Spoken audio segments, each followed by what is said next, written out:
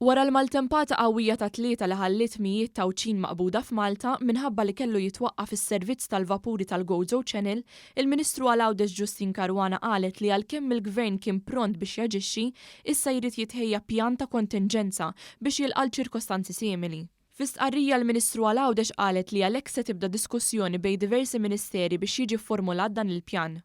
Hija ħabbret ukoll li qed jitfassal mekkaniżmu biex il-ħaddiema għawdxin li fil-lejl ta' bejn it-3 u l-4 raqdu f'xi lukanda jew f'guest house proposti mill-Ministeru għal Għawdex jingħataw kumpensa l-ispejjeż marbuta mal-akkomodazzjoni. Nkunu qegħdin niġbru l-informazzjoni kollha biex imbagħad inkunu qegħdin nagħmlu wkoll taħdidiet ma' ministeri oħrajn biex naraw imbagħad kif se nkunu nistgħu nagħtu l-assistenza finanzjarja.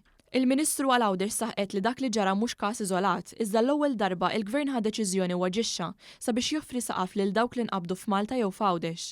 Il-Ministru Caruana esprimit il-gratitudni tagħha lejn il-ħaddiema kollha fosthom tal-Gozo Channel minkejja l-elementi qawwija baqgħu jibaħru sakemm ikun possibbli.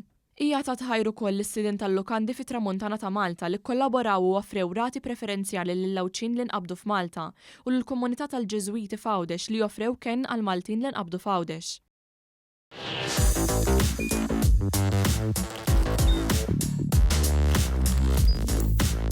Idħol fuq one.com.mt u hemmhekk tista' tara l-programmi kollha li jxandru fuq One permezz ta' One Play.